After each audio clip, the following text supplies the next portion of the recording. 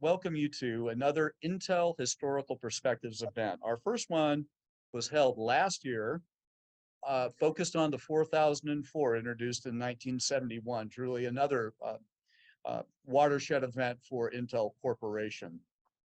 This one, we will be focusing on the 386, and we're delighted to have an esteemed panel of guests here today. And before going there, let me introduce Shantanu Gupta, who's a very good friend of mine. We worked together for many years at Intel in the early days of ESG, and he will be this evening's moderator.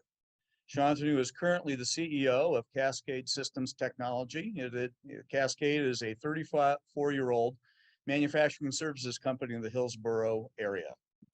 Shantanu was brought on board after he retired from Intel after 28 years, 10 more than I spent at Intel. He is a very proud Intel alum, I certainly can say, and you can see if you look behind him there on the wall, is a poster of him featuring his lovely mug pointing to an Intel server rack that I know that he spent time working on during his tenure. But this really doesn't belie his technical contributions that Shantanu has made over the years that he spent there. He has 9 patent filings, successful patent filings.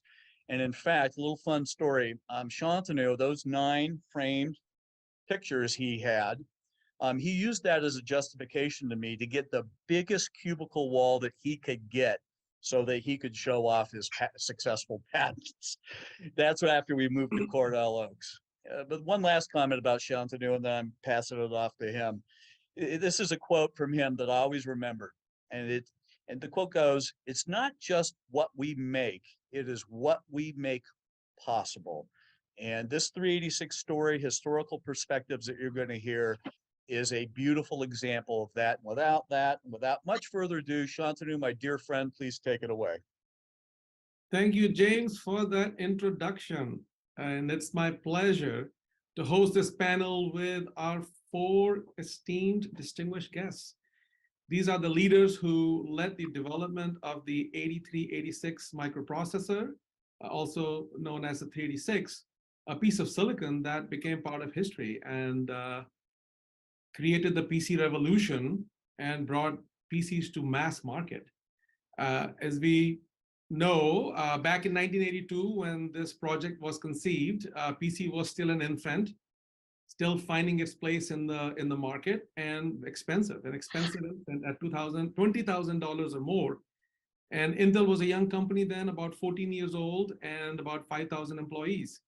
And although Intel had invented the first microprocessor in 1971, the majority of Intel's revenue came from the memory business. World had not discovered PCs quite yet. There was no internet as we know it today. There was no Google, no TikTok, no Instagram. And you will hear this story in just in a few minutes. We drove cars with our tops down with cassette tapes playing Rolling Stones back then. And the world was a very different place. But the 4 panel members that we have back then, these were the young, brilliant, motivated minds that were itching to change the world. Now, those of you who have read the story of what happened in those years, this was not going to be an easy task. As the 386 team was developing the microprocessor, Intel faced some pretty serious headwinds and had to take a major pivot and ditch the memory business and focus completely on the microprocessor business. This team was told that this is job 1 for the company. Legendary Andy Grove got everybody in a room and said, Intel's future depends on it. And now Intel's entire weight was on these young shoulders. And you will hear a majority of them were all fresh out of college, just on their first job. So, the 386 is no doubt a great technical story. But to me, as I reflected on it, to me, it's an amazing story of some very bright people, incredible teamwork, persistence, grit, just brilliance to pull off an incredible achievement for Intel and put Intel on the path to what Intel is today. Right? And the story is full of key learnings on how like James said, how to make the impossible possible is not what just they did, is what they made possible. So, and the other part that struck me as I was thinking about it is how history has come around full circle. You know, Pat was the key member as a young, fresh college graduate in this team who was asked with the rest of them to get the job one done for Intel. Right? And Pat is back doing job one for Intel as the CEO of Intel. And that's fantastic to see, and great to see you, Pat, on this panel. This is really a real pleasure, real treat. Thank you. So I'm really excited to hear this story. I'm really excited to hear the technology story, the people story, the fun story that the team had, and how they made this possible. The silicon came out ahead of schedule. It blew away all the goals that Intel had over time. It became just a phenomenal success. And we will love to hear from each of the panel members. As a quick intro, everyone knows Pat. Pat's the CEO of Intel. Pat joined this project in 1982 at a very young age of 21, straight out of college after he got his degree in electrical engineering. And then John Crawford was the manager of this team, who came in a bit ahead of them and wrote the first microarchitecture document to kick things off. And John was inducted into the Computer History Museum Hall of Fame in 2014 for his long and distinguished work on microprocessor architectures. Then we have Chip Krauskopf, who also joined the team right after he graduated in 1982 as the logic designer, and then ended up solving the most difficult problems with the EDA and the CAD tools, the design automation tools, that were all getting challenged by the complexity of the 386. And as folks on the call who will know that without the right CAD tools and EDA, this thing would not have been possible. This could not be given birth to. So that's what Chip did, and Chip, you earned a Intel Achievement Award for that. And then, of course, as we know, no great technology can be successful without a solid strategic marketing leader, and that was Claude Leglise, who also joined the team right out of college and led the go-to-market strategy for the 386 microprocessor. So, you know, here we were, this young, ambitious, brilliant team of new college graduates with the weight of Intel on their shoulders. And you will hear as we go through the panel discussion, they were not going to be slowed down. They were going to get it done. And they were going to fulfill what Andy Grove asked them to do. So to me, that's the great part of the story. There's a lot of technical details in this, and we'll get into it. So let's get rolling. So with that, I'm going to start off with Pat and perhaps Claude to start us off with. Tell us what, in your words, what was the world of compute like back then? What was Intel like, from what you recall? Let's start with that, and then we'll get into the market, the competition, what was Intel trying to do. So Pat, maybe you could kick us off. Sure, maybe a couple of perspectives. One, I mean, I was a young engineer, right? In fact, I wasn't even an engineer yet when I started the 386. I hadn't finished my bachelor's degree yet, right? And they sort of, sucked me in, and Jan Kroc, Gelsinger, and some of the others who were critical in the program. And I just viewed that the design team were like these holy figures that didn't even walk, right? They just floated above the ground. And I was so thrilled to become part of the design team. I remember Jim Slager walking into my office and giving me the book, The Soul of the New Machine. And he says, read it, you're living it, right? And this whole battle of architecture, because we had the external architectural battles, but also the internal ones, right, that were going on at the time, the 432 project. And, they were sort of like the big data general, right, project and the soul of the new machine. And there was, all of these, right, there were so many cross currents going on in the industry. And there was, at least 8 or so different 32-bit machines, that were in place, and why was ours going to win versus all the other ones that were going on at National, at IBM, at Motorola, and so on. So it was really a pretty incredible time as a young engineer. I barely understood the magnitude of what we were participating in at the time. And all I wanted to do was get this chip done. This was my chip. I didn't know or understand a lot. We're going to get this one done. And the passion of the team to make our project successful was truly extraordinary. Great, Pat. Thanks for that perspective. Claude, maybe going on to you. What was the world at that point like? What was the competition Intel was facing? What was Intel trying to get done? Yeah, great question. I think you started addressing it, Shantanu, but I want to give you a little bit of data to put some context. 1982, Intel did a little bit over $800 million in sales. Microprocessors was barely 100 million of that. So, the business was much, much smaller than we knew it later. The PC had been introduced by IBM in the summer of '81. It was successful, but there were no clones. So there was no such thing as a PC market. We were selling processors in industrial control applications, telecommunication equipment, what was known at the time as office automation. Some of you might remember the Wang word processing machines. And then there was this emerging segment of 32-bit Unix workstation things as AT&T was releasing Unix and Berkeley was publishing BSD. So the team, the design team and the architecture team were not looking at the PC business. They were looking at a very broad set of applications.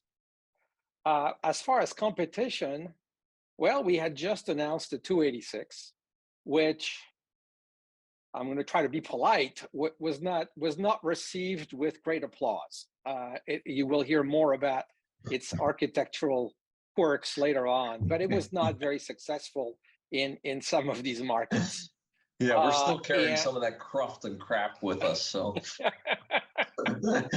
it's fair to say that we were getting our butts kicked in the marketplace by Motorola first, and then National Semiconductor.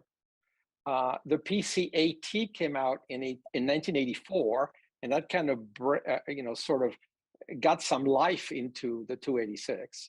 But our job until the 386 was available was hold the market, make sure nobody makes any decision to abandon Intel while they're listening to the siren songs from Motorola and National and others. By the time we launched, there were 7 32-bit chips available in the marketplace. So we were quite late. So that's sort of the picture. Very small market. PC is not a business yet, and we're very late with something that's clean. Okay, well, thanks. Yeah, and then John Crawford walks into the building and is given the assignment to go figure out and define the architecture of this thing. And John, tell us about that. How did that come about? Why were you asked to do it, and all that? So in 1982, Intel was actually developing 2 different 32-bit microprocessors, and they were codenamed P7 and P3. So the P7 was to be a clean slate 32-bit processor, no compatibility requirements. And that architecture team was led by former IBM fellow Glenn Myers. Glenn was also my boss, and he assigned me to develop the P3 architecture as the simplest 32-bit extension to the 286 possible that would be fully compatible with the installed software base. So basic requirements. Number 1, run all 286 software, be binary compatible.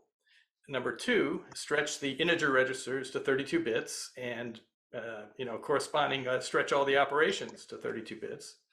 Number 3, stretch the memory segment size from 64K to 4 gigabytes and use paging to manage memory. And number 4, you always have to have a nice to have, right? And number 4 was, if possible, give software the option to make the segmented address space of the 286 go away for new 32-bit software. So, that was our, the requirements for this project, and the solution to the flat page address space was to invent a new 32-bit address space, which I called the linear address space, and it would sit in between this two-dimensional segmented virtual address space used and hated by software, and the flat 32-bit physical space used for physical memory.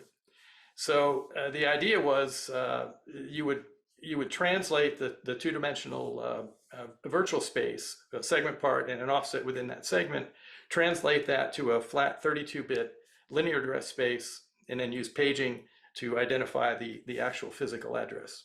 So that became the basis of the famous 338, or also known as the Crawford patent, that lawyers all over the country, maybe all over the world, liked so much.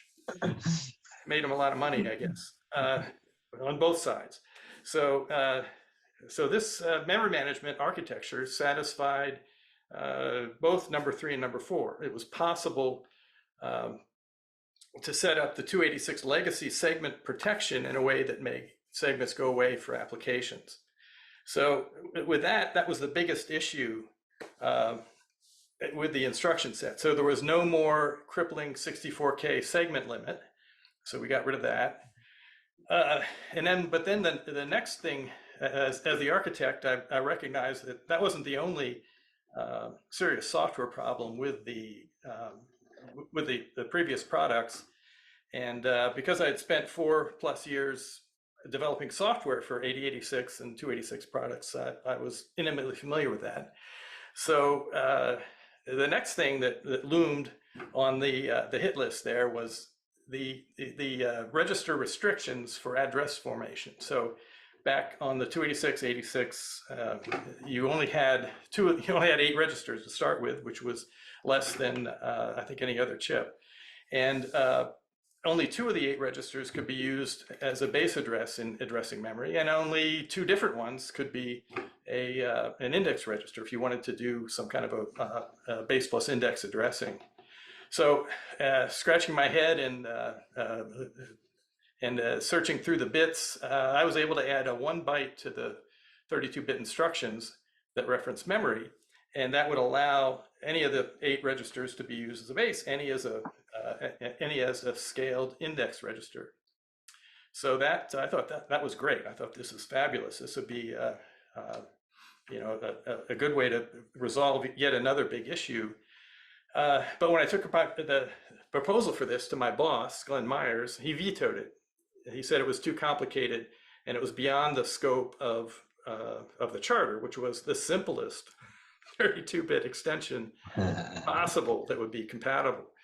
So I didn't take no for an answer, not even from my boss. And in order to override that, I had to run through generate support from some of the other stakeholders in the whole thing. So marketing, thank you, Claude and company, and the chip design team, Chip and Pat and company, they were very enthusiastic. The marketing guys thought, well, great, we can fix another problem people have been complaining about for years. And the chip guys, kind of were along that line too. Said, okay, yeah, we can fix something else. That's great, and it's not a big deal. It's really not a big deal. So I was able to override Glenn's veto, and we got that additional thing fixed. Now, the last thing I wanted to highlight on a technical perspective was not in the instruction set, but actually in the hardware interface, how the chip interfaced to the outside world. And from day one, the 386 was defined to share the external bus. It's called the AP bus interface, with the P7 being done up in Oregon. I guess the idea was they'd share the bus, they could share systems, they could share components, and it would be a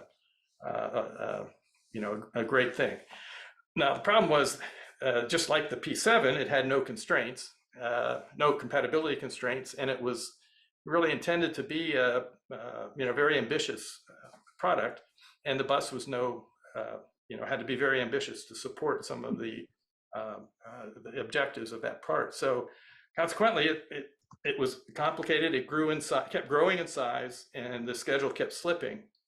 And at some point, it was clear that the P3 would be seriously in jeopardy if we continue with that. So after months of tension, management did decide to take us off the bus and eliminated that need to share that bus. And that, of course, that then prompted another problem. Okay, what bus are we going to have?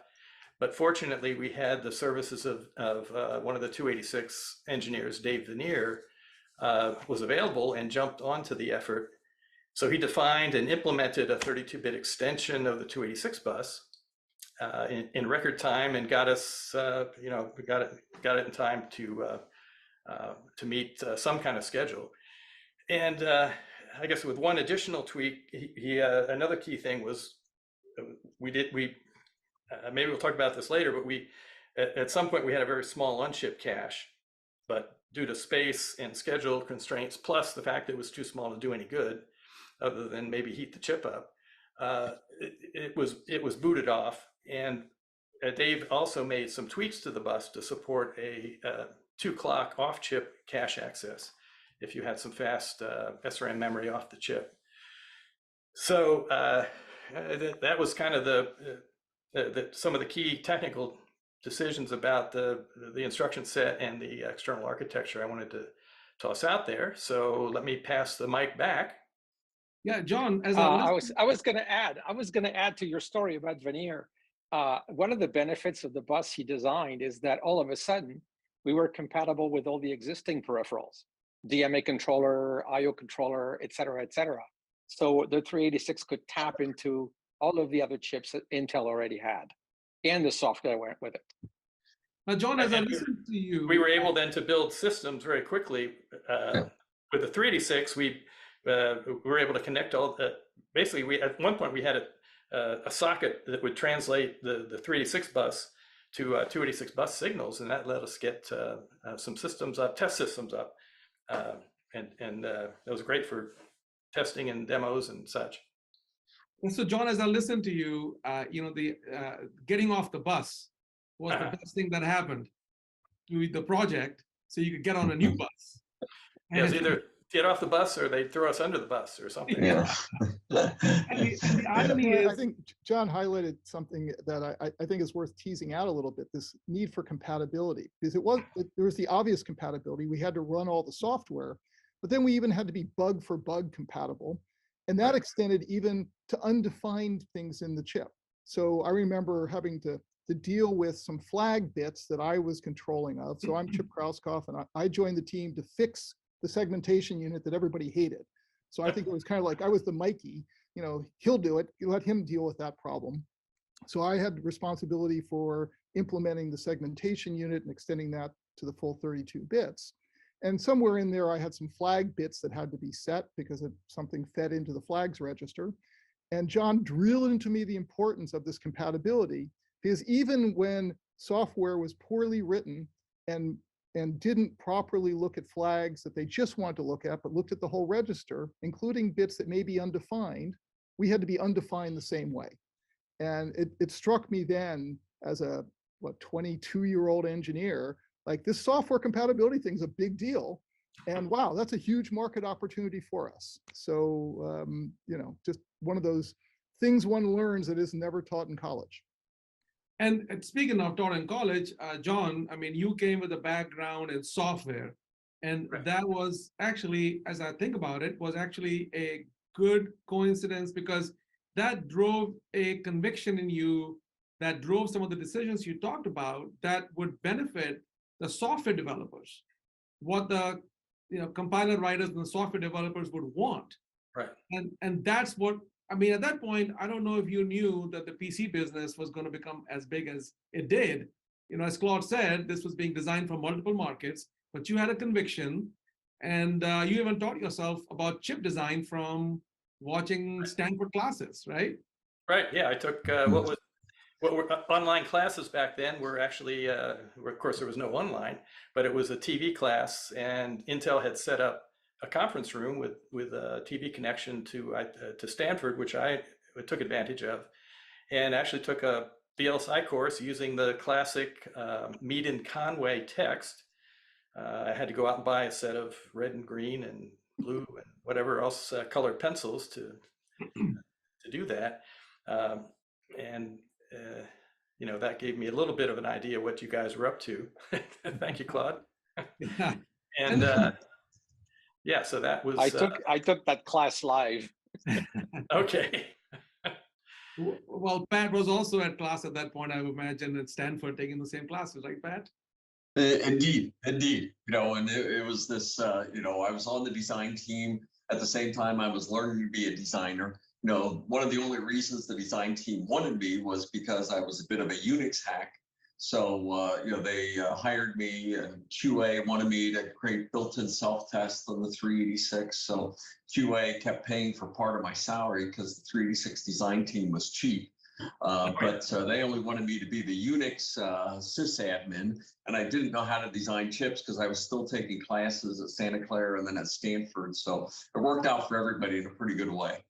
But although, Pat, I heard that you kept doing your assignments faster than anyone else, and you kept taking on other people's assignments. Yeah, that's right. Yeah. That's right. Yeah, Pat finished the. Let me give you some credit here, Pat. You were, as I recall, you were assigned the instruction decode unit, and with our messy, complex instruction set, that was no small piece of work. You had to cover up a lot of the sins of the fathers and grandfathers there. And we got that done way ahead of the rest of the team. And then they assigned you to the data path, or the so-called D unit, because that was behind. And of course, you jumped in and got that beat into shape real quickly. And then, as I recall, maybe you had some other things, but at that point, you were assigned to integrate the whole chip, which is a huge job. So you were instrumental in getting this thing out the door. And Yeah, while thanks, John. You were taking classes at Stanford. Right. Having babies. Yeah, I was going to say, Wait, talking about the baby, Chip, wasn't that how you met Pat? So I was a new college graduate, could barely figure out where to go, join this team. And one of the first things Jim Slager, my boss, says is, well, you need to meet with Pat because he's going to help you get your feet squared away and help you get started. But he's on paternity leave right now. His wife just had a baby. So I think maybe it was a week or two after I started that this guy who I'd heard about but never saw, Pat Gelsinger, shows up, and I'm like, gosh, Pat, please help me. I don't know what I'm doing. And Pat says, well, why don't you come over to dinner and come on, let's get to know each other. And I go to Pat's house, meet his lovely wife, Linda. And I barely walked the door, and he puts this little tiny baby in my arms. And I'm like, oh my God, I never held a baby before. I was like, what do I do with it? Like, I was just terribly afraid I was going to drop her. But I was like, don't worry, it'll be okay. And I think, Pat, you were this major stabilizing influence on the team. Like, don't worry, it'll be okay. We'll get it done. We'll figure it out. Yeah.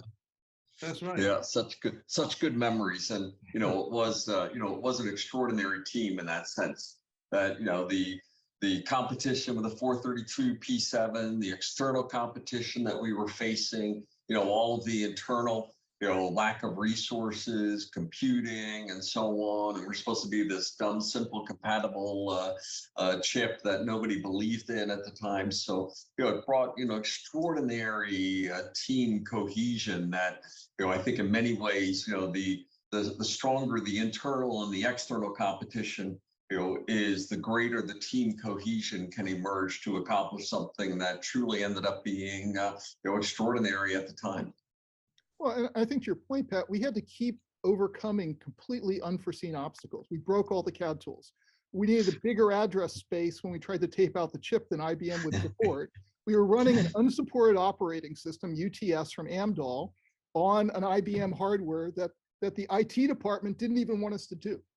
And we had to keep overcoming all those problems. We lost power in the building for several days, and had to evacuate to another building in order to try to keep the project going. And I think all those things built this amazing esprit de corps on the team that, there's a great picture of you. There's a great picture of you all. I think we have some. There you go. That one with the plot laid out on the ground, and then one inspecting on with the night light, God knows flashlight, and you all were not going to take no for an answer. I mean, no matter what happened. Right? Yeah, and here's the Jan, Proc, Chip, and I, right, which is now our Geek is Back shirt. So at the company even today. Fantastic. I mean, to me, that's the most amazing part. Many teams have brilliant people, but they are not able to work together. And as I heard your stories pre-call, what really struck me was, most of you, this was your first job, and Pat was just about to earn his bachelor's. You guys were brilliant. You guys had strong opinions. You had fun together, and you got done something incredible. To me, there is some learning here for teams today that want to accomplish big things. How to get it done. And I think the key message to me was, you all had fun together. I heard from you all when we talked before the call, going to the beach together, going to Lake Tahoe, renting a ski cabin together. There was no formal team building. You just wanted to be with each other. And, Pat inviting Chip, who had just met for the first time, to his home to meet his newborn. I mean, And let me hop on this band of brothers. Pat was in my wedding, and Chip participated in the wedding by audio recording it. So we're definitely a tight knit group. Thanks, guys. I probably didn't thank you at the time, but thank you. So hey, I want to add one more thing that Shantanu, I totally agree with your description, but one more thing. Senior management was keeping an eye on us, but they were by and large staying out of the way. And so a lot of those day-to-day decisions that were made,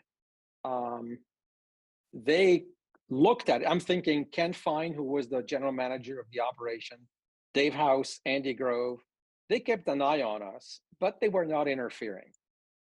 And so as a bunch of young and new college grads, led by the, elderly John Crawford, we were able to do all kinds of crazy things because nobody told us it was impossible. Yeah, and I thought that was a phenomenal aspect of the culture. Yeah. I was 29 when I started on I was an old guy. I was 29 when I got on in 1982. You're one of those people that I thought, walked on water with, as Pat said, that just would float by and amazing things would come from you. And Claude, when you joined, you were also coming out of college and joined the team. But tell us about, when this project was going to be unveiled to the world, what was the strategy of appealing to the CEOs of the company versus the engineers of the company? And how did that decision to do the Wall Street Journal ad come about? So I joined the 386 project, I think, in the winter of '83. I had been at Intel 6 months and took it to market in '85. From '83 until a few months before the launch, the job was, as I said earlier today, hold the customers, make sure that they do not decide on an architecture for 32-bit such that by the business is still available when we are ready. And I did personally well over 400 customer visits in that time frame. I dragged John to a whole bunch of them. And my team also was very involved. So we were all over the place with the customer base, trying to keep them. One of the big strategies was what we called the striptease. And what we had done is we had planned out a variety of features of the 386. And when in time, we would release that information to the customers. So every quarter, there was one new thing, and then one new thing so that we had a chance to go back, tell them something new, and try to keep them salivating until we finally had some silicon. Big fight was, again, Motorola, National. The others like Zilog were not that visible. When we started planning the launch, the question was, how are we going to be different? Because, you know, at the end of the day, everybody had 32-bit. Everybody had software, some more than others, but everybody had some software. Everybody had performance. Everybody had virtual memory with paging. So, you know, if you look at the details one by one, they were all kind of the same. So we hit on two things. One was, after lots of discussions with John and some of the other engineers, there was this thing built into the architecture called the virtual mode, which essentially allowed you to run an entire 8086 virtual machine within the 32-bit environment. Virtual 86 mode. Yeah, virtual 86 mode, okay? And we came up with this story that you could run Unix as a core operating system and then have MS-DOS run within Unix. And the press geeks absolutely ate that up. And Electronic Design, which was sort of the right reference technical Bible at the time, came out with a big article, a big cover on Unix and MS-DOS. In fact, I checked my notes after our pre-meeting. Some microsystems ended up implementing that. They had a 386i workstation with Sun OS as the core, and they were allowing multiple MS-DOS virtual sessions on top. So we had this really geeky, exciting technical thing that we were able to use. Yeah, the one in the upper left-hand corner where the die is shown with Unix and MS-DOS. That really got people excited, at least the technical crowd. That said, we had done all these customer meetings, and we knew that, you know, what the customer engineers wanted to argue over was instruction set, register set, pin count, power supply, picofarads, nanohenry, and what have you. And yeah, we could get into these conversations, but we thought, you know what?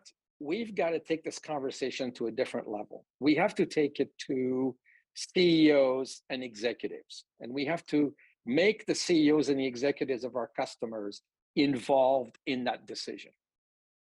And so, long story short, for the launch, we end up proposing to run an ad in the Wall Street Journal.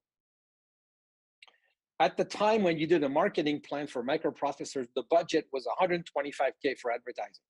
That included the development of the ad and 6 insertions in Electronic Design or electronics or whatever. So what we are proposing, we do Wall Street Journal, nationwide, one day, $70,000. So I go see Andy, and essentially he kicks me out of his office saying, the Wall Street Journal is an accountant newspaper. Nobody reads it. Okay. So he says, come back with data, of course. But while I'm generating data with the ad agency, Andy, who used to work on the second floor of, I believe it was Santa Clara 6, goes into the office one morning, and on the counter with a guard are multiple copies of the Wall Street Journal, waiting for people to come in and pick it up to take it to their office. So he climbs up the stairs, and between the top of the stairs and his cubicle that was in the corner, he asks everybody, do you read the Wall Street Journal? And all of them practically say yes. So next time I went to see him, he approved. And so we ran this big ad in the Wall Street Journal one time. So imagine 3 pages. The first page is the black one here. By September 30th, 1985, 30 Major Corporation had already committed to a microprocessor that didn't exist. You open it, and you have a picture of the chip, and it says it was worth the wait. What this did is it absolutely nipped in the bud the conversation about Intel is late. And the field guys will attest to this. Almost no customers ever brought it up again. The second thing it did is we got a lot of coverage in the business press, and we got access and connections with a lot of executives as a result. So this was a major, major breakthrough. This was the first time we started communicating directly with senior executives instead of only with engineers and engineering management. So this was sort of a big first for Intel, which was repeated later on. But take the decision to a different level was the key. And Claude, this highlights the point that was made earlier that the senior management left you all alone, but were obviously very involved, especially Andy and team, after 84 decision to pivot out of the memory business. This was job one for the company, right? And also highlights that, Andy Grove, the legendary Andy Grove, even though he was, known to be stubborn in some ways, but always willing to listen to data and change his mind, as this example demonstrates. And absolutely. Absolutely. To illustrate how important it was when we launched it. So again, because of the business press that operates on extremely short timelines, we had for the first time to launch worldwide the same day. So Bob Noyce flew to Japan and did the Japanese intro. Gordon Moore went to Europe and did the European intro. And then Andy and Dave House did it in San Francisco. So the top leadership was absolutely involved, and they were ready, tell us what to do, tell us where to be, tell us what to say, we're ready for you. And they absolutely were there. And the other big decision the leadership team made and Andy made was no more second sourcing, right? That just concentrated all the success of 386 for Intel. I believe I was actually Dave House who made that decision. And that had great financial implications we didn't have to share. I remember having to spend a week in Japan visiting all of our Japanese customers, and they all asked, what about a Japanese second source? Mm-hmm. And the conversation was very well rehearsed. It was like, okay, now if we have a Japanese second source, who are you going to buy from? From them. Okay. And if we don't have one, you're not going to buy from us. So no matter whether we second source or not, we have no business with you. So no second source. Oh man, they were not pleased. They were not pleased. And it took us probably 18 to 24 months to start winning business in Japan. They had no choice eventually. Okay. Now going back to the end of the tape out, I know, Pat, when we were chatting with John, again, you were responsible for getting the tape out done and pretty much brought the whole computing network of Intel to its knees. A job that usually takes 3 months, you got it done in 6 weeks. And then when the wafers were ready in the Livermore location, you and Chip drove to get those wafers. So Chip, tell us about that story. That's quite a story. In your 67 convertible Mustang. Yeah, I had a 67 Mustang convertible, candy apple red. It was my mother's car that I got when I got a job. So drove that out from the East Coast. So as you said, our first wafers were coming out of Fab 3 in Livermore. And we were, of course, all timing it. There was actually 3 different teams in Livermore racing wafers through. And I think there was it was a horse race going on, and there was betting going on which team would be out. And we got the word the wafers weren't going to come out. And Chip, let me interrupt. It was Team Thunderbuns that came out first. So just to remember, right? So I think we were working with Vicky Marsing is her name today, but we're working with Vicky. We get the call that we've got to get to Livermore and get the wafers. So Pat and I jump in the car. Now, meanwhile, of course, the design team is waiting, right? So we've worked with test wafers, and we've got a bunch of probe stations ready. We've got teams ready to go. Pat and I go to Livermore in my car, playing, as you said, a cassette player back then, playing a Rolling Stones, probably a bootleg tape, if I remember correctly.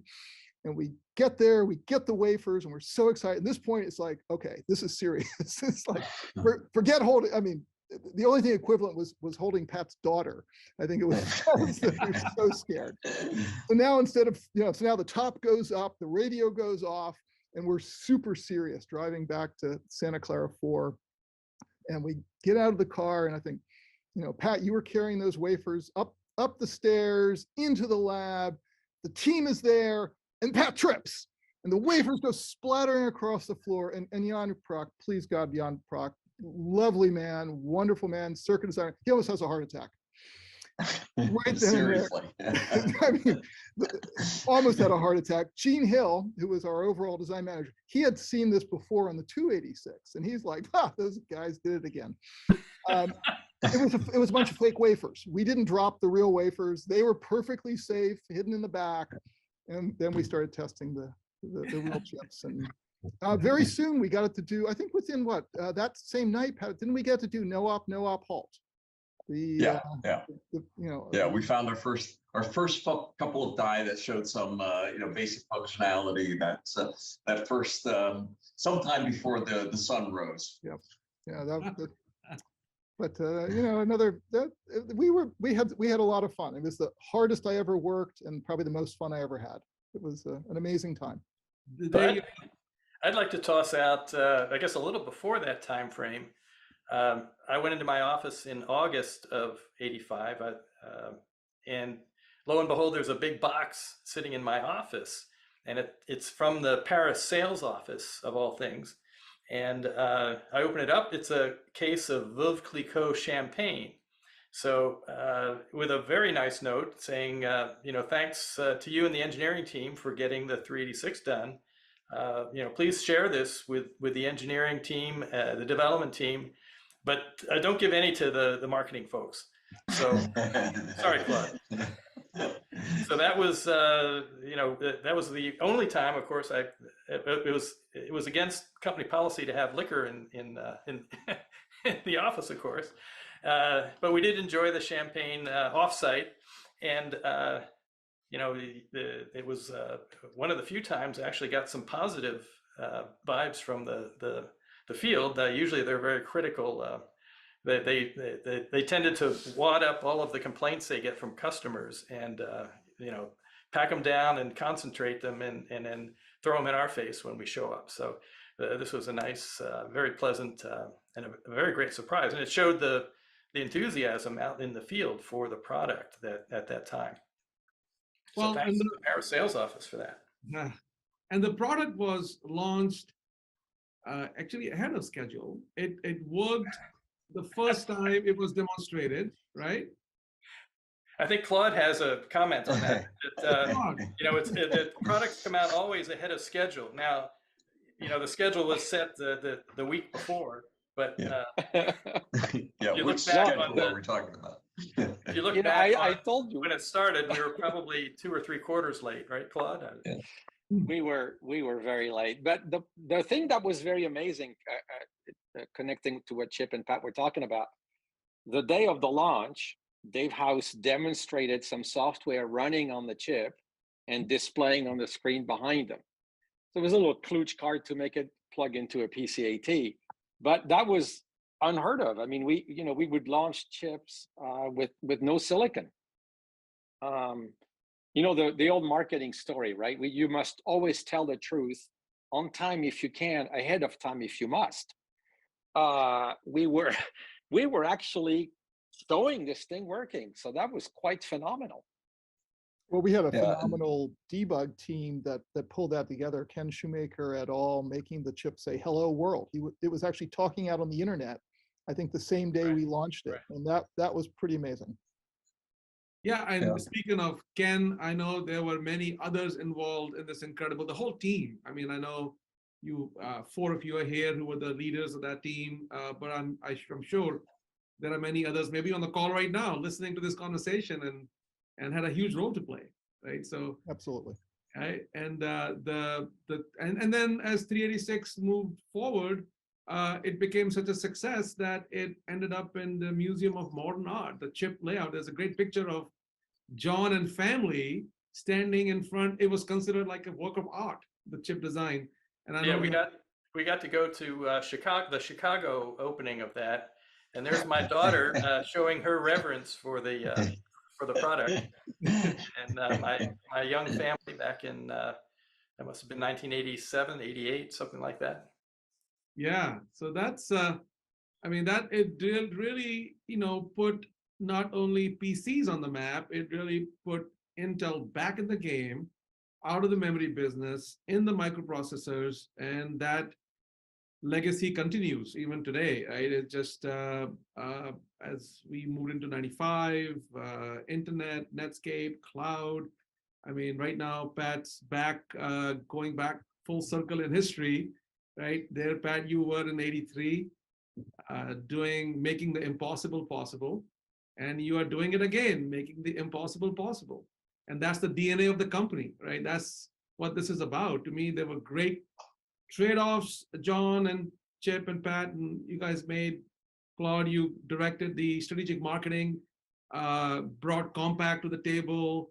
And but at the end of the day, it was about getting almost something impossible done, making it a huge success. And that to me is an incredible story. Straight out of college, we're not going to be told, no, you're going to get it done. If it meant staying up all night when the first wafers arrived, you did. So, and I think, Pat, nothing has changed at Intel even today. I think it's the same DNA. I think it's just setting the stage for getting things done yet again. So that's very exciting to see. It's to me, as I'm watching and reflecting, I was there for 28 years. I was just part of the story, the continuation of the story. You know, you guys started the story. So that's really fantastic. Eventually, you know, to complement John's story, the marketing team did get to drink champagne. Dana Crelly, who worked for me, had made a bet with Les Vedez that we would sell 100,000 units in 1987, 100,000 units. And Les thought we were completely crazy and smoking something. So we bet a case of champagne, and Les had to pay the bet. So we did enjoy it. And didn't share with the engineers, I'll have you know. So Yeah. All right. Let me see. There should be some questions coming in from our participants, and we can switch into. Let me quickly look. Anything else anyone wants to add? Pat, if you want to make any comments from your perspective from then versus now. Sure. I'm happy to. And I'll have to step off here in a few minutes. I do have a company to run, right? You know, just incredible to think back on, you know, such an extraordinary period of time. And then, you know, in some ways, we're repeating it now, right? The company's, you know, had a rough period, as I say, a decade of bad decisions and poor execution, and you know, architectural battles around us. You know, ARM and RISC-V, you know, it's not the same as the national and 68K of the day, but still we have architectural battles, you know, surrounding us, and ultimately our execution, you know, will decide whether we put the company back in a leadership position again. And that same, you know, dogged aspect of Intel's culture, that we will find a way to make it work, that we will, you know, truly do magic again, and continue to make Moore's Law work. And one of the, you know, phrases I use inside of the company now is, until the periodic table is exhausted, Moore's Law is not dead. And you know, we're going to keep you know, that same, you know, view of if it can be done, we're the ones that are going to make it happen. And yesterday we had a great product launch, Sapphire Rapids yesterday. You know, the 60-core server part, you know, long overdue for the company execution, but that came out, and, you know, super excited, super hard, you know, and, you know, just like we had on many of our development projects over time, we were dependent on DDR5 and a memory transition. Why did we not have a DDR4 backup plan? Oh, Lord, right? So I had to fight through a major new memory technology, but the Intel teams made it happen, and, you know, I'm now out to do it over and over again. So architectural battles, execution challenges, strong competitors around us in, you know, many of the development efforts. You know, Apple doing a better chip than we had for a period of time. How freaking embarrassing is that? Right, and having to get our mojo back, but we're well underway. And for it, you know, the same thing that caused us to fight through the battles in the days of the 386 are the ones that will enable us to have that same culture and spirit, getting us back to leadership again. And the greatest honor of my life is getting the opportunity to come back and lead the company in this period of time to reestablish its, as that technology leadership. It's the right thing for the company and the legacy of the founders. The trinity of Silicon Valley.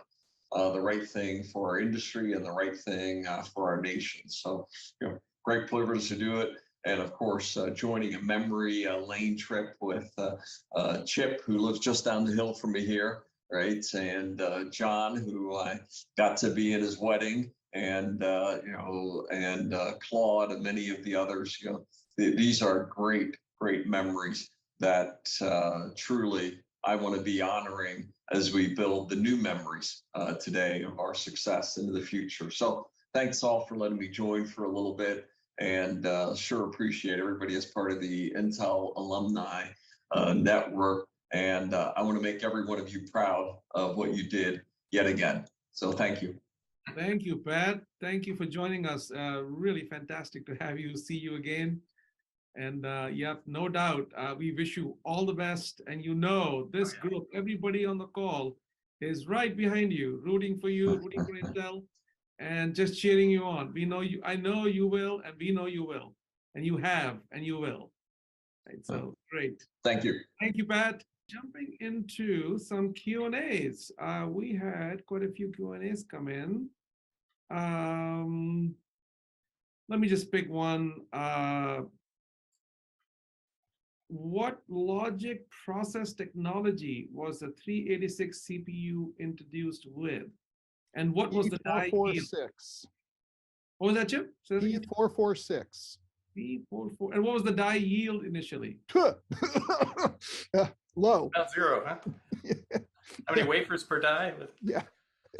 Why do you think we had it so was many so bad. keychains for Actually, marketing? manufacturing did an amazing job. We had Compaq rushing to market, and an amazing task force of incredibly dedicated people in the manufacturing world, the test world, the assembly world, all had to come together. And these folks moved mountains to get the yield from sub die per wafer sufficient so that Compaq could launch.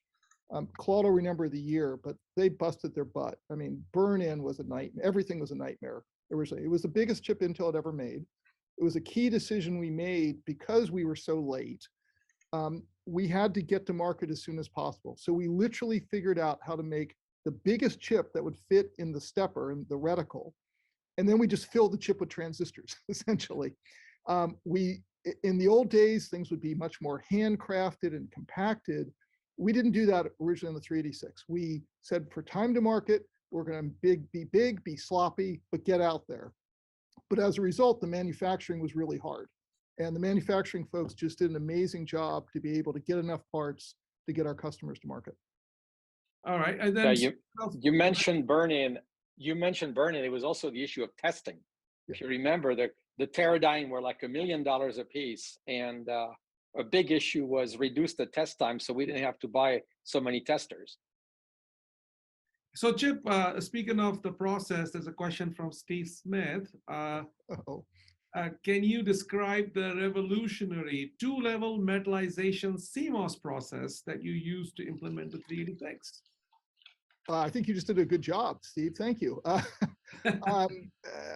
Can I describe it? I mean, it was a two-layer metal process. I can't remember the via structures that well, but we were the first time to have a two-layer metal process, and that allowed us to do some very cool things on the design automation side.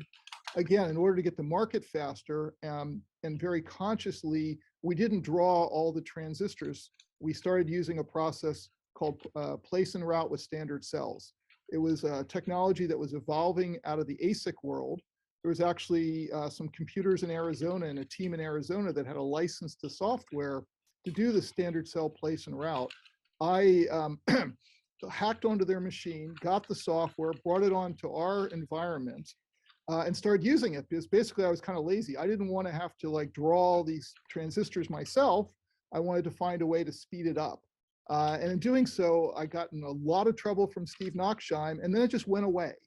The problem just kind of disappeared because Gene saw the opportunity to use that technology to speed up the chip design.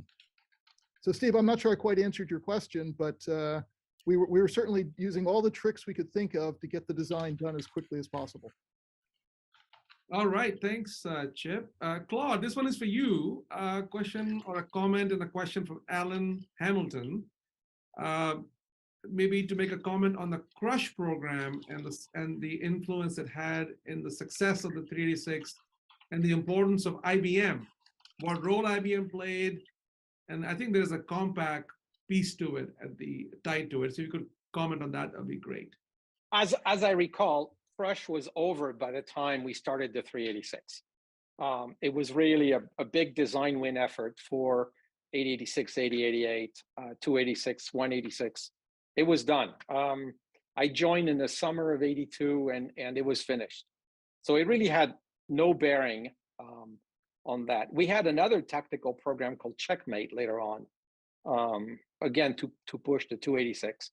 Because, while we were designing the 386 and talking in private with customers, we were pushing the 286 and the 186 really, really hard because that's what we had to sell, right?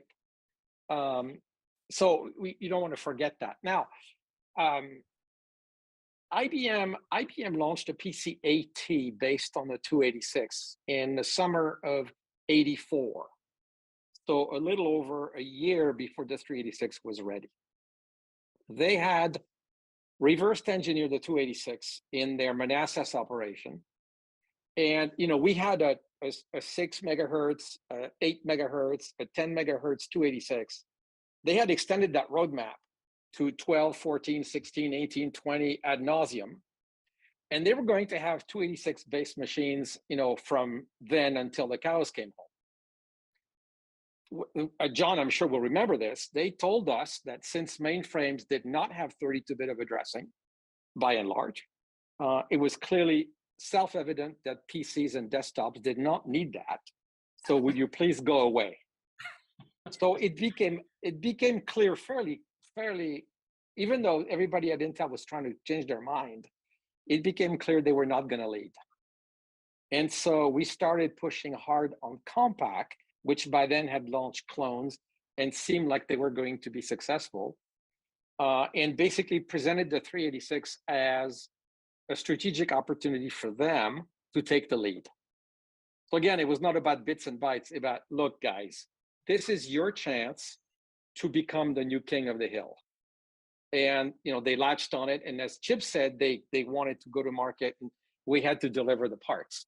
So that's what happened. Is IBM was dragging their feet, and then Compact took the opportunity.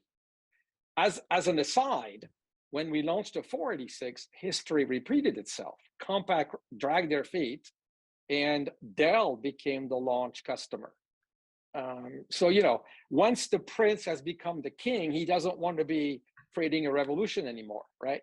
So you have to find new princes and create new revolutions. That was basically what we had to do over and over and over again. Yeah, and then, IBM really played a big role in that, but the pressure from Compact, IBM picked up a lot of steam and was critical in the success of 386. There were other things going on. You probably don't remember this, but IBM has had this funky architecture called PS2 and OS2 as an operating system, and they kept it all to themselves. There couldn't be any clones based on that stuff. And so Compact and others created the extended 286 bus, or add-on card bus, that they shared broadly, and the clone industry went one direction, IBM in the other.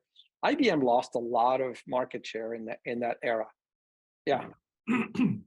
All right, and then so one question. This one is for you, Chip, from Steve Nashheim.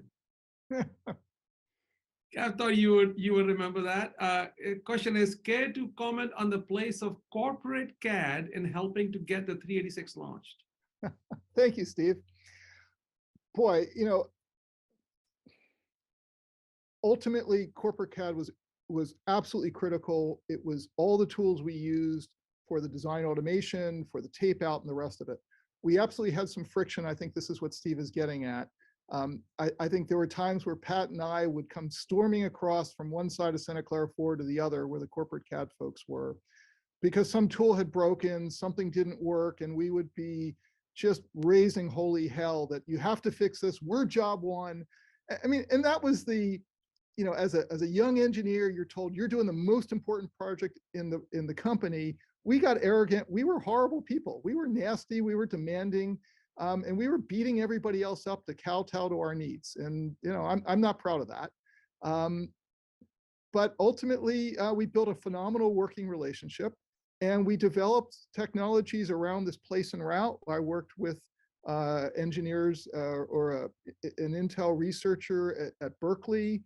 Manfred Wiesel was hired to build a router, and we built some incredible tools that got the chip done early, well, earlier than it would have been if we had to do it all by hand. Not as early as Claude would have liked it. So there was certainly friction, but I think ultimately, and I hope it was seen this way by the corporate CAD folks, it was without that collaboration and cooperation, we never would have got the project done. Yeah, good point. I mean, that you guys were breaking all the boundaries, all the limits of the CAD tools you had at your disposal along the way. Yep. So from Robert McConnell, John, this is for you. And I think the answer is there are many, but maybe you can speak to a few of these. Any other great architecture inside the chip besides the Crawford patent? So one of the other things that another key aspect that comes to mind is the choice of how to do paging. We had a 32-bit address space that satisfied the requirement, but there was a fair amount of discussion, especially with customers, on what the page size should be. And most of the customers were thinking the optimal size today would be 512 bytes or 2K bytes or something like that. But it was pretty obvious with a 4K byte page size, you could fill a 32-bit address space with a 2-level page table. Just, you get the bits right. So it seemed a kind of a no-brainer. And if you went with a smaller page size, your ultimate virtual, this linear address space that was in between, was really nowhere, but just kind of in between, would have been too small. Well, it would have been just fine for the 386, but we would have run into the crippling 1 gigabyte linear address limit down the road. And in order to avoid it, we were so we made a decision to go with a larger page size just because it maxed out the addressability. And I was heavily influenced. I had the opportunity to take a computer architecture course from Fred Brooks at University of North Carolina. Of course, Dr. Brooks was the architect of the famous IBM 360. And he and probably every other famous computer architect would tell you that most computer architectures fail for lack of addressing, lack of addressability. So we were fortunate then to have a lot of headroom in the address, even though it was ridiculous. 4 gigabytes in 1986. Give me a break. So another key set of things was support for debugging, and we worked with our in-circuit emulator folks who had a great business going of customers using their product to debug things. But as we were integrating more and more stuff in the chip, things were not visible on the pins. So we actually, and it was things were happening there that were difficult to make visible. So we included a couple of important things, like we would track addresses. You could set up a register with an address, and anytime that address was hit, we would do, I don't know if we took an interrupt or wiggled some pins or something, so that the emulator guys could have that effect. It had also enabled good support for software debuggers. Well, and John, I think it's, the cartoon you had on your wall. I think we made brief reference to it before, but I think it's worth showing that image because that's stuck in my head. Yeah. You know, I would come as a supplicant into your office and trying to understand all this stuff. And this cartoon just really struck me because we had to get it right, right? If you can't throw away bad architecture.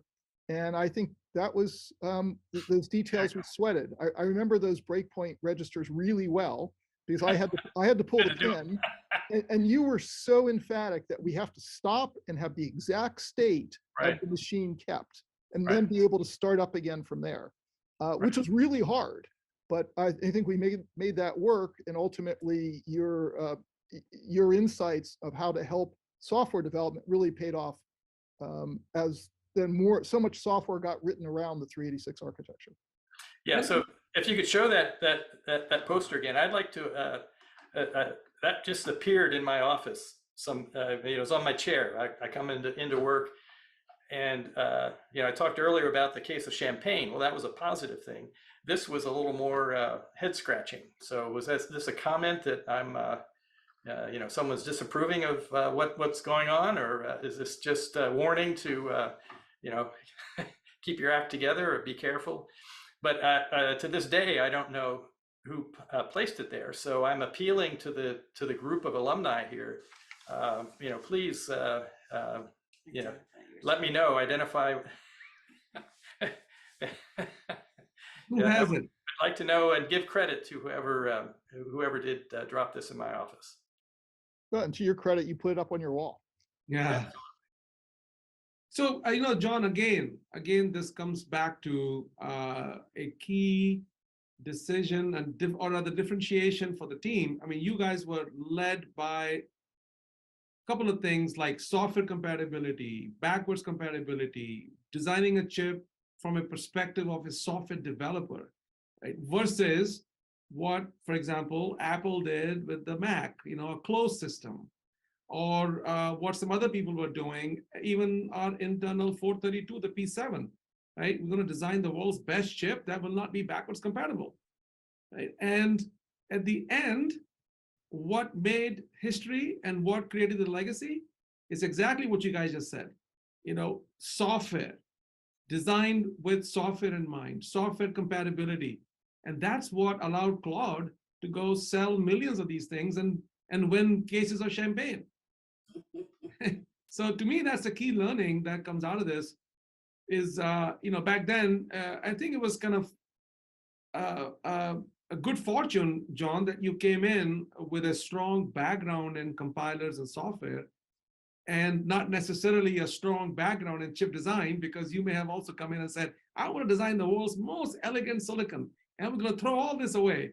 And we're going to throw bad architecture in trash cans. And no, we are not going to do that. We're going to design something that appeals to the software developers. But Shantu, that was part of at least my motivation as a young engineer. I mean, x86 was an ugly architecture. And I'd go out to a conference and like people wouldn't want to sit next to you, right? Like, oh, you worked on that? Might be contagious, yeah. Yeah, I mean, 64K, everybody hates 64K segments. It was universally despised. And as a young engineer, we wanted to build something great. We wanted to build something that would take that shame away. We wanted to be faster, better performance, and be a 32-bit architecture. And once you turned off segments, we had a clean 32-bit architecture. Yeah, it had some other weird stuff, but basically you could do anything you want with it. And it had a huge address space and a fast processor. That was a cool part. Well, Chip, all those people who didn't want to sit with you at those events will all buy you a case of champagne to talk to you.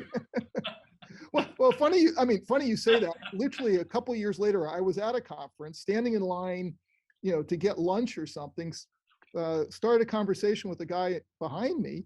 And he said, well, what did worked at Intel? What did you do? Like, oh, I was responsible for the segmentation unit on the 386. He said, you got rid of 64K segments. And I said, yeah, I guess I did. He bought me lunch. Everybody hated those things. I got to tell you another funny story I just remembered. John mentioned how the paging system was inspired by the IBM 360. And I sort of understood that, but you couldn't really possibly push me too hard. And so I had been hanging out with John too much. When the customer asked me, well, how does it work in detail? My answer was, well, it's like the IBM 360. And no customer ever asked me, well, how does that work? except one guy. And in that customer visit, John was with me. And so he answered the question. That was good luck. So by the way, Very. another question, John, for you that came in, which was Steve Hanna says that you are an accomplished guitarist and a singer. Did you ever use those talents to motivate your team? So I had, so I did have two cases, two opportunities to do a little guitar work at Intel. One that I vaguely recall was quite a long time ago, maybe not too long after the 386. We had an offsite event, I guess just kind of a party kind of thing. It was billed as a talent show, and I think it was at Villa Montalvo in the Saratoga Hills. And so people would exercise, they were showing off different talents. I chose to bring my guitar, my acoustic guitar, and I did a nice finger picking version of Coming Round the Mountain. So, you know, she'll be coming round the mountain when she, and the whole deal, and it builds. So it's, you know, at the last verse, you string together all of the things that happened in the meantime. So that was one. And then another time I did I was the guitar accompanist for, I think we were a trio, and we were doing some Christian songs at a diversity day in cafeteria, probably Santa Clara. I can't remember which building, but probably Santa Clara 12. And those are at least two that I remember. So. Well, that's kind of interesting that you sang that song "Coming Around the Mountain" because it's so relevant today. Intel is coming around the mountain again. There you go. I got my guitar right here. You want me to pick it up? Well, I would, but I think James maybe you're giving me a hook to go for the close. Maybe we'll, at the next one. I think that would be. I think we wish Pat was here because I think that's exactly right. Intel is coming around the mountain. Oh, so there's another guitar thing that comes to mind. Sometimes as you get to be 70, you know, things come out slowly in that large database. So I remember a fellows conference up in Oregon where Bob Caldwell and I did we both had guitars, and we played a number of songs and entertained the fellows. So yeah, I had a good fortune to work with Bob Caldwell in the Pentium Pro. So yeah. Another watershed product. Yeah. Well, hey, Shantanu, are we getting close to wrapping up, or is there any more seminal questions we should be asking this august panel that we have assembled today? Yeah, I think we should go for the close. First of all, I want to thank John, Chip, and Claude for taking the time for this fantastic, informative, inspiring discussion. I mean, to me, it's a great technology feat, no question about it. But when I sort of talked to each one of you pre-call, I was just struck by the human story of it. You know, you guys, young, fresh out of school, just the weight of Intel on your shoulders in '84, and got it done. And not just got it done, you created a legacy that still lives on. That's in the Intel DNA, right? So, and Pat was here to talk about that. So thank you for sharing those stories with everybody here. And you all had such a major impact on the chip designers and architects who came after you. And I know some of them are on the call, and I was one of them. So, you know, thank you for that. And I know we are all filled with gratitude. So thank you for showing the way, leading the way, getting it done, and showing the world how it is to be done. How do you get things done, such complex things? So thank you. And then I also want to thank the Intel Alumni Network, James Cape, Mike Trainer, Howard Jacob, for doing a great job in organizing this event and giving me the opportunity to come have this amazing conversation. So Well, Shantanu, you've done such a good job. Guess what? You know, no good deed goes unpunished. And I am sure you're going to lead another Intel historical perspective soon. as And you know, long as it is as fun as this was, I will do it. Yeah. yeah, and I think, you know, your point was well made, and I think everyone should remember, you know, I was born and raised in Mountain View, and I remember what the Whittiers lived up the block from us. And I can tell you, I lived through as even a kid Intel near-death experiences because I would hear about it, right, at family parties. Do not count Intel out. Intel's going through a rough patch, but they got, in my mind, they got the only CEO that's got a snowball's chance to get the company tilted back up again. And I have tremendous faith in Pat, and I can tell you that this organization, the Intel Alumni Network, will do anything we possibly can to help Pat and his success in whatever small way we can contribute with that. So Chip and John and Claude, thank you so much for participating today. Any final comments? Are you guys fully exhausted from old school day? Yeah, it's past my bedtime. I'm on the East Coast, so. Oh, yes. Hey, John, we wanted to thank you for that. And by the way, somebody pointed out that that might not be a 386 pullover polo shirt. Right. No, I didn't have, I think in the pre-session, I mentioned that for some reason, my 386 shirt only shrank around the stomach. It didn't shrink anywhere else. So, it was a little uncomfortable to wear. This is a Pentium. Let me see if I can get close to the webcam here. And you can see the Roadrunner at Route 66 because it was 66 megahertz. Yeah, baby. Right. Yeah. So there you Kip, go. any last final thoughts or comments before we wrap it up? Because I need to market the next event. Well, I don't want to keep you from doing your day job, but Yeah. yeah, it's just a privilege to be able to spend time and just certainly a very special time in my life working with these great folks. I made some friends on that project that are still some of my best friends today. So it was a great. I can't imagine a better first job out of school. Mhm. Hey, Claude, any final comments? I think for me, a lot of what the folks have said, it was my second job in reality, but very, very early, very young. We were allowed to make a lot of mistakes, make a lot of decisions. That was terrific. Working for a very fast growing company where the management is supported without being interfering to me was absolutely wonderful. I hope that Pat can bring that ethic and that risk taking back to Intel. It's my understanding that some of it has disappeared over the years. Not that I'm an expert, but that's what I've heard through the grapevine. So it was terrific. It was really terrific. And the customers were happy. The field was happy. We ended up building a huge business out of it. So what is there not to like? And all the bad stuff we never talked about. So it's good.